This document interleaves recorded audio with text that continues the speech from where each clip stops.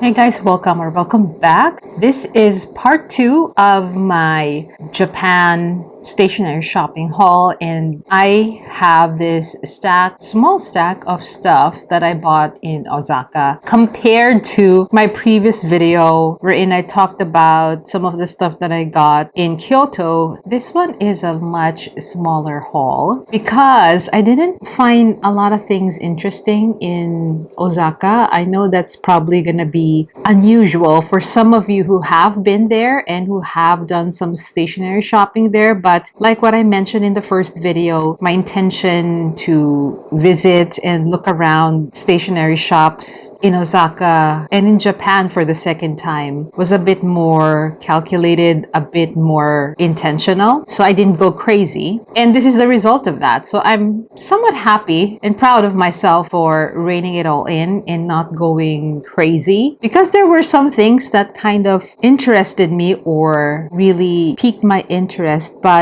I thought about a lot of things and did not buy those items that caught my attention because, I don't know, I don't see myself using any of them or have no intention of using them for anything in the near future. So hence, I just got what I think will be something that I will be using in the near future. So here we are. So with that preamble, let's get right into this small stack, shall we?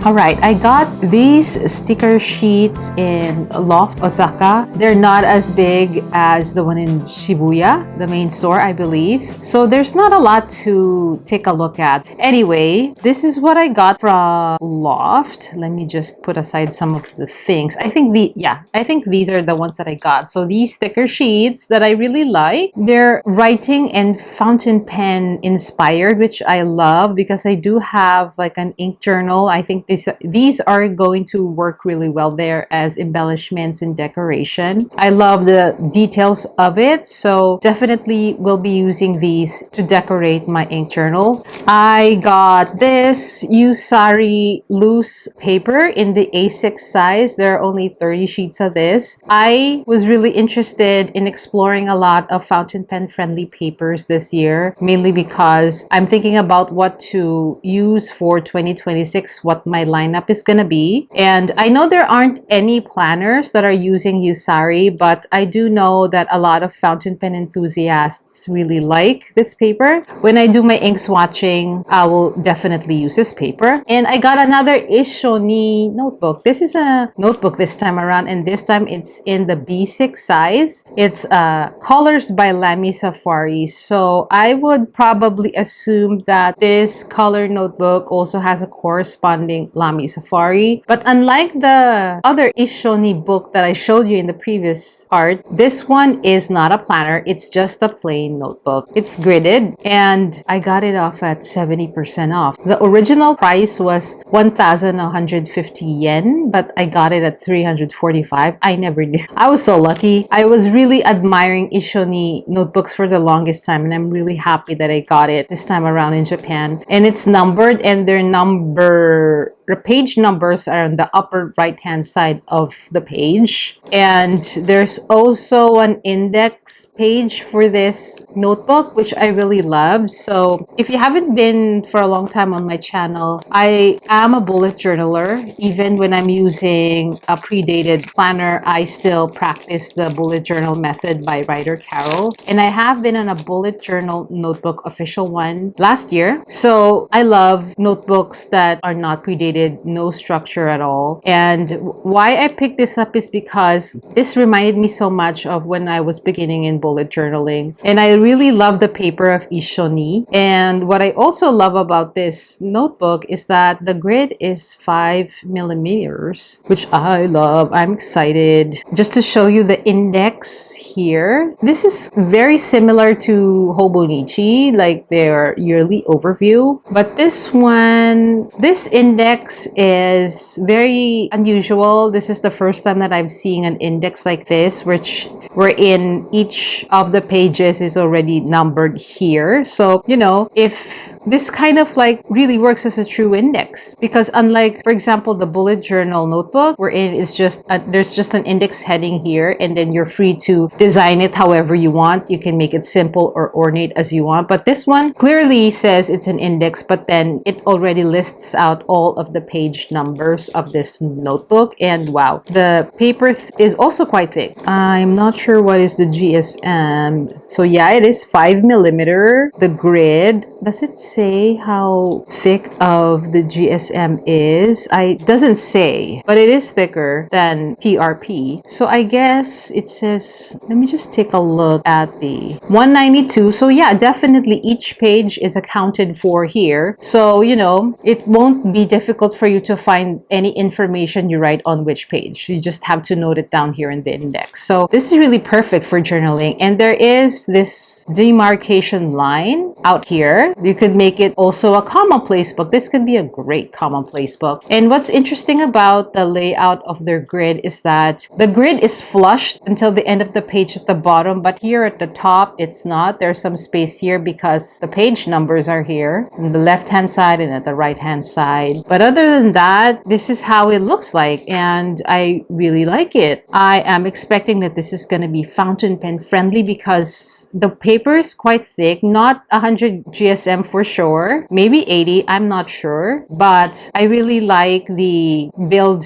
and the quality of this notebook, and I'm really glad I got this. I'm not sure how I will use it next year, but good to know that it is here. So if ever I decide to, you know, be done with all of the predated planners and just go back to the original roots of actual just simple bullet journaling, I know that this notebook is here for me. And that is that from Loft Osaka. Okay, I also picked up this sticker from my favorite character from My Hero Academia in near Namba. Was it? Yeah, I guess near Namba station. Like a lot of like souvenir shops there. They have a lot of anime related shops, and I picked this one up. Okay, let's go to Nagasawa. So I only bought these two. I did not buy any Nagasawa inks. I don't know. I didn't have a hankering for it, which is so weird. But anyway, these are the only two that I got. These are papers, pads and stuff. So this one really tickled my fancy. Bullet paper by Canopus. This is bullet paper number 2 by Yamamoto paper. I have Yamamoto paper, the TRP Tomoegawa, and I really love the quality and functionality of the Yamamoto paper pads. So they're great for ink swatching, they're great for testing out your inks and stuff like that. And I'm really curious about bullet paper. I've never heard of it, so might be very interesting to see or to swatch inks using this paper. And if you are familiar with Yamamoto, or you have their paper pads, you know that they always come with this pencil board that serves as a guiding lines for if you want to use grid or if you want to use line, because their notepads are blank. So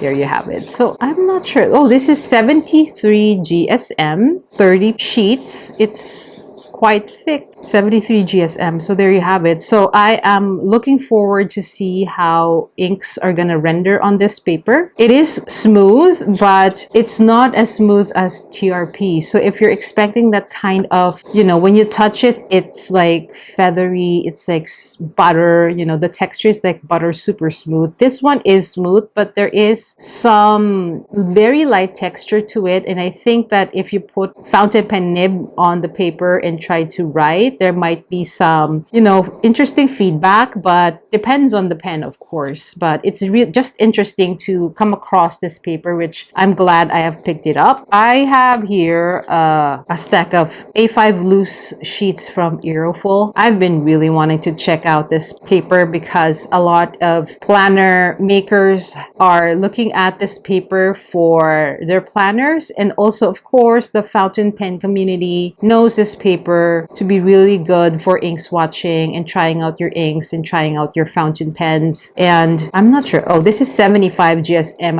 So it's like you can probably also do watercolor here. So it's from Sakai. So if you're familiar, they also create notebooks out of TRP. But I'm just really excited to make use of Aeroful just to see how inks perform on this paper. Oh, I forgot to mention that I also got a Kurotoga engine mechanical pencil from Loft Osaka, and I will be using this for my language learning activities, studying and stuff like that, because I take a lot of notes, and a lot of times I don't want to use fountain pen inks or gel pens and ballpoint pens because I make mistakes a lot. So I just want something that's easily erasable, and a mechanical pencil really does the job. Kurotoga, I actually want the dive, but it's like, the price is kind of like you're buying a fountain pen. So I'm like, no. This is okay. I think I can use this very well. And I do know that Kurotoga has several models and they all have different functionalities. But this one, I think maybe a step down from a Kurotoga Dive, their highest top tier model. And I'm fine with it. I'm okay with it. So I'll try to check this out and see how it performs in my daily activities for studying. This one I got from Giftionery, which was so hard to find. Oh my God. Like Google Maps, you're not any help at all. I got these is Urban ink. I'm exposed to a lot of this brand of ink, but I've never encountered the Paris series of their fountain pen inks. I did not know until I saw this, so I looked it up when I was there in the store and found out that it is a series of fountain pen inks. And you know me, I love brown inks, so this is naturally the first thing that I picked up. This is the Brun Eiffel, so brown Eiffel. I looked it up and it says that this ink color, the brown color of this ink, is very similar to the Eiffel Tower. You know, it's made of steel. I've never been to the Eiffel Tower, so I'm not sure how brown is the brown of the tower, but it's just nice to know that Urban makes this ink. And I looked up online how other people have swatched this ink, and I kind of like it, so I will also swatch this for myself. I'm not sure if I'm gonna be doing a video on that, but good to know. This is Kugan. I hope I'm saying this right. Kugan brown ink. It's very weird because it says on the package that it is made in Japan, but it's the inspiration behind this ink is from a series of very famous artists. They're kind of like signature art, because this line of inks also have like more famous artists like Van Gogh, and Gauguin is like a very famous French artist. So I hope that I'm not butchering that name. I did look it up on Google Translate, so I hope I'm pronouncing it right. So I also like the swatching of this online when I looked it up. All right, I forgot this little cutie. This is a pencil erasure shavings cleaner, Mogu Mogu. I saw this first at Jet Pens, but I got it in Japan. I think it's really cute, but I actually wanted the smaller ones, not the Mogu Mogu, but like the small card that picks up your eraser shavings. I couldn't find it in Loft, so I just settled for this one. Yeah, it's a little big for my liking, but it's cute, and I will definitely use it because I write a lot with pencil in my language learning study, so I need something that will pick up the eraser shavings because I'm tired of like collecting, and I don't want to mess up my table when I am studying. So there you go. That is the one. And I also got this. These are like non-stationary items that I just wanted to share with you guys, but in the hope that some anime fans are kind of like me, you know, you visit Japan, the land of anime, of course you're gonna pick up something that you like from the famous anime shows that you like. Of course, I got this from Mandarake in Umeda. It's a Sailor Moon embroidered patch. I'm thinking about sticking this in my traveler's notebook, and I haven't really decided on it. I have commitment issues. Especially sticking it on leather, you gotta have to love it. I do love Sailor Moon, but am I committed to stick this to leather? Let's see. And of course, I picked this all up in Mandarake. These are art books from Clamp, from my favorite anime of all time. And this is like it's like an anime magazine, like New Type. If you're familiar with New Type, this is like the vintage one. I picked it up because of the cover. It brought me back to my childhood watching Daimos in Voltes 5. If you know, you know. So I picked it up and I like browsing. Even if I don't read Japanese, this issue of this magazine has a lot of information about vintage, old school anime that some of them I've watched, some of them I haven't, but this is the primary reason why I picked it up, Daimos. It's like my favorite anime of my childhood. Yeah. So I got this one. So that's pretty much all of my haul for Osaka. My haul for stationery in my second trip to Japan. I'm really proud of myself for not going crazy. But with that said, thank you so much for following these talks about stationery hauls and stuff in my experience going back to Japan. And as always, please like, comment, and subscribe if you like more content from me. Thank you very much, and I'll see you in the next video.